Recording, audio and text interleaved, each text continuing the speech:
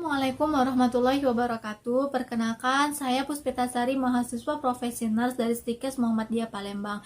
Di sini Puspita akan menjelaskan tentang tindakan keperawatan pengambilan darah sesuai dengan SOP, di mana suatu tindakan keperawatan pengambilan dan pendistribusian spikmen darah dalam keadaan fresh dan aman yang akan dilakukan pemeriksaan di laboratorium. Tujuannya itu adalah sebagai acuan penyediaan dan pengambilan spikmen darah yang akan dikirim ke laboratorium untuk dilakukan pemeriksaan diagnostik bagi pasien rawat inap.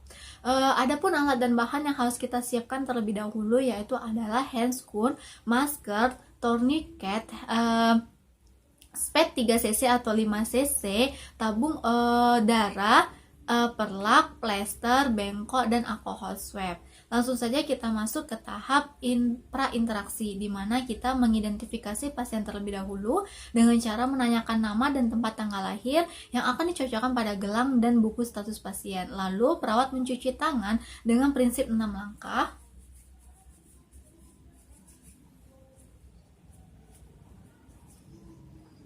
Setelah itu kita mendekatkan alat pada pasien. Lalu kita masuk ke tahap orientasi, di mana kita memperkenalkan diri, menjelaskan tujuan dan tindakan prosedur yang akan kita lakukan, dan meminta persetujuan pada pasien dan keluarga.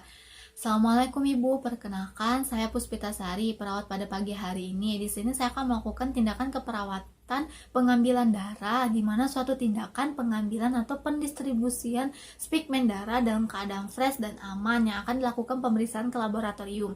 Tujuannya itu adalah untuk sebagai acuan pengambilan dan penyediaan spikmen darah yang akan dikirim ke laboratorium untuk dilakukan pemeriksaan diagnostik bagi pasien rawat inap. Mungkin memerlukan waktu 5 sampai dengan 10 menit. Apakah Ibu setuju? Jika Ibu setuju, langsung saja kita masuk ke tahap kerja, di mana yang pertama kita lakukan itu adalah menutup sampiran terlebih dahulu. Setelah itu kita mencuci tangan kembali dengan prinsip 6 langkah.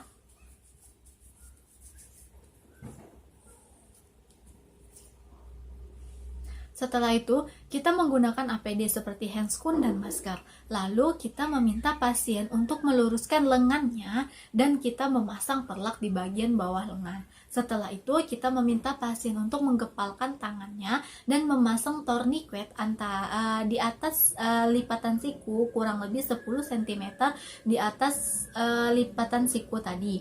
Setelah itu, kita mencari vena median cubiti dan mempalpasinya. Jika vena terasa seperti pipa kecil dan berdinding tebal, lalu kita bersihkan bagian vena yang akan kita ambil darahnya menggunakan alkohol swab dan keringkan, dengan catatan yang sudah kita bersihkan tadi jangan disentuh lagi. Setelah itu kita langsung menusukkan jarum ke bagian vena yang akan kita ambil darahnya dengan lubang ujung jarum menghadap posisi ke atas, dan apabila jarum tepat menusuk vena, maka darah akan keluar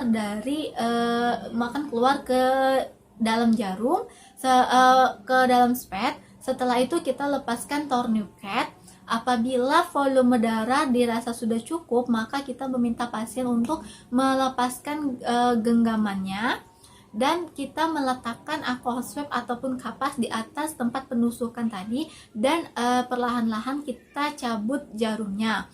Setelah itu kita tekan bagian tempat penusukan jarum tadi agar darahnya berhenti, lalu dengan plester kurang lebih 15 menit.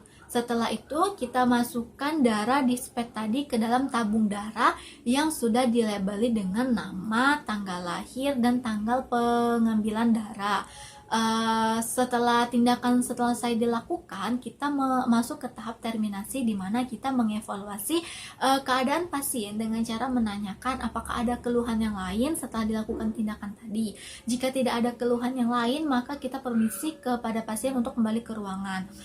Setelah tindakan selesai, kita merapikan pasien, membereskan alat-alat, dan kita melepaskan APD dan membuka sampiran. Lalu kita mencuci tangan kembali dengan prinsip 6 langkah.